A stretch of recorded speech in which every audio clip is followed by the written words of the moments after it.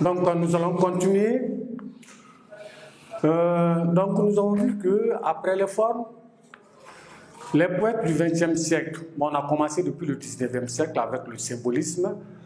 C'est un autre courant littéraire que nous voyons en XIe. Il y a eu un peu de renouveau poétique. Mais ce sont les poètes du XXe siècle qui vont rénover, qui vont donner une nouvelle vision à la poésie. Pour cela, ils ont apporté ce qu'on appelle dans la poésie des calligrammes. Donc nous avons les calligrammes, c'est quoi? C'est des poèmes, mais des poèmes sous forme de dessin. Vous allez trouver que c'est ça qu'on appelle donner un peu de visibilité à la poésie. Ça veut dire que quand vous prenez n'importe qui, on n'a pas besoin d'aller à l'école pour comprendre souvent le poème. L'image est là, mais sous forme de poème. Donc ça te permet de dire que bon, ici c'est une dame qui porte la photo d'une dame, comme on appelle la photo buste, au niveau du tronc. Donc ils ont apporté cette forme aussi, qu'on appelle la forme picturale.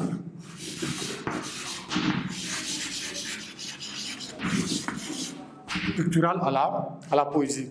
Donc vous allez trouver beaucoup de poèmes en forme de dessin. Ici nous avons une dame.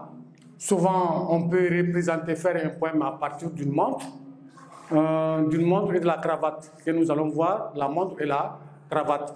Donc n'importe qui peut lire ces images parce qu'il sait que bon, ici c'est une femme, et ici c'est une montre, ici c'est une cravate.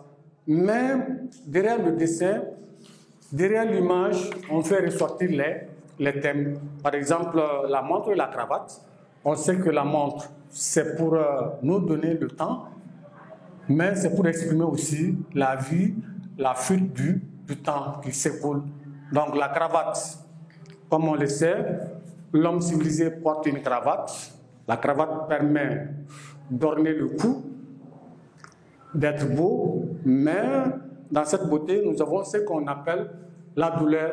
Donc, derrière toute beauté, il y a ce qu'on appelle la douleur. Bien. Donc, nous allons donner la synthèse générale concernant la poésie du XXe siècle. Synthèse générale, poésie du XXe siècle. Donc, nous avons absence de signe de ponctuation. Donc, tu verras, dans leurs poèmes, il n'y a pas de signe de ponctuation. C'est pour donner une certaine liberté au lecteur. Donc, c'est le lecteur lui-même qui fait ces signes, qui passe ces signes de ponctuation à travers sa lecture. 2, nous avons la versification libre. Pourquoi versification libre? Souvent, les strophes, on ne respecte pas la disposition des strophes comme la poésie du classique. On fait des poèmes où les vers se suivent les uns après les autres. Donc, on ne respecte pas la versification. Les rimes aussi, la versification est libre. Les rimes aussi ne sont pas tellement agencées comme la poésie du XIXe siècle. On a apporté, ça c'est la forme. On a apporté une autre rénovation dans la poésie, c'est quoi? C'est la forme picturale.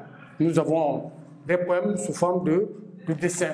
Mais derrière le dessin, n'importe qui peut lire ces dessins pour comprendre. Voilà, ça c'est un poème où il y a l'image de la femme qui se fait ressortir, qu'on voit, ou bien une montre, ou bien une cravate. Mais derrière l'image, il y a le thème qui est caché là-dedans. Ensuite, nous avons ce qu'on appelle la musicalité, des poèmes sous forme de musique. Donc, on a la présence des refrains. Donc, chaque fois, soit il y a un vers qui est répété, ou bien une strophe qui est répétée, donnant au poème maintenant donnant au poème sa musicalité. Voilà quelques caractéristiques de la poésie du XXe siècle. C'est pour cela qu'on a appelé ça la poésie du renouveau, la poésie française. Nous retrouvons aussi cette même façon dans la poésie africaine, mais la poésie du XXe siècle. Merci.